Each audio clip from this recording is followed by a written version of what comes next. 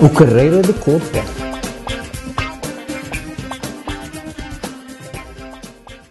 Pois, a história do Carreira de Cota, eu tenho conhecimento dela por causa de toda a documentação que o meu avô me deixou. Não é de documentação oficial. Ele escrevia também muito e então escreveu várias histórias de que passou como secretário da Câmara.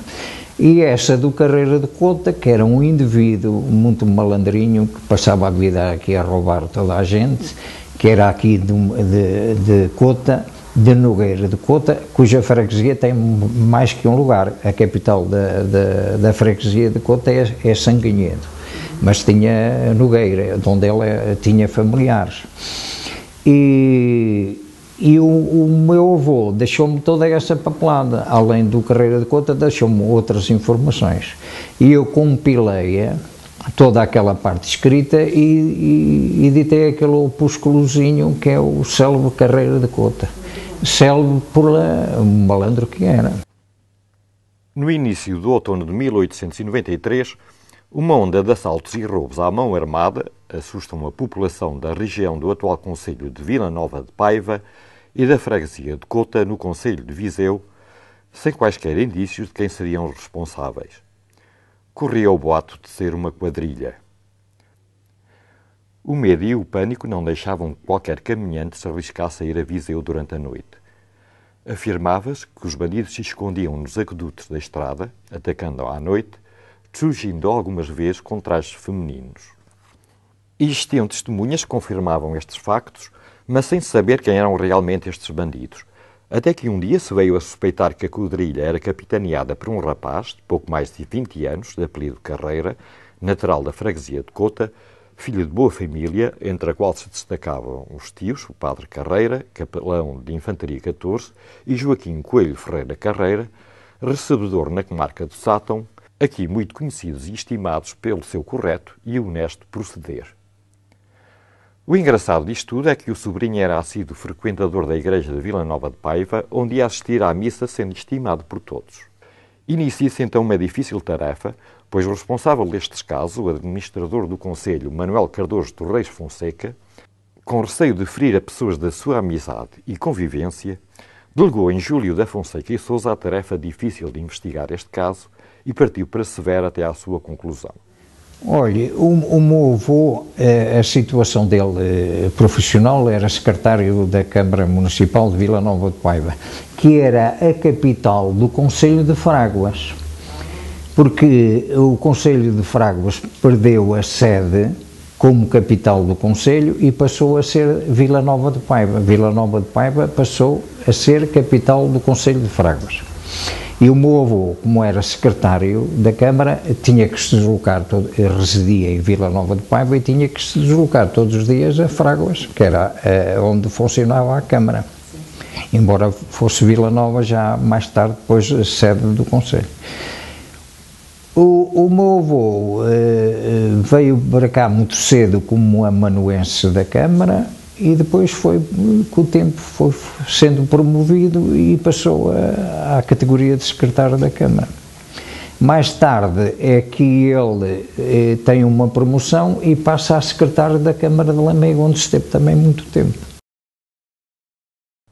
E quando já estava terminada a investigação e organizado o auto com prova suficiente contra o arguido, chegou um ofício de Viseu assinado pelo comissário da Polícia Administrador do Concelho, pedindo que o preso fosse enviado para a cadeia de Viseu, devidamente custodiado, para responder no tribunal daquela comarca, por ele haver praticado crimes mais graves em Viseu que em Vila Nova de Paiva. A calma regressa à população. Era filho e sobrinho de muito boa gente. Teve um tio que foi padre e capelão do Regimento de Infantaria 14 de Viseu, que o protegeram muito e talvez o protegessem demais, porque se o travassem a tempo ele não tinha feito tanta asneira. Porque a zona da malandrice dele, os assaltos, os roubos que fazia, era toda esta região. As pessoas andavam apavoradas. As pessoas andavam apavoradas, especialmente em Vila Cova Colheira, que foi onde ele mais atuou. Ele aqui na vila não atuou muito, mas em Vila Cova, Touro e outras freguesias, Alhais, atuou mais à volta da região dele. E depois acho que desaparece um tempo tenho uma informação que não é muito correta, que ele também esteve em Armamar. E em Armamar até há uns carreiras, que se calhar são descendentes deste malandrico. Até que um dia se sabe que o Carreira de Cota foi posto em liberdade logo que chegou àquela cidade.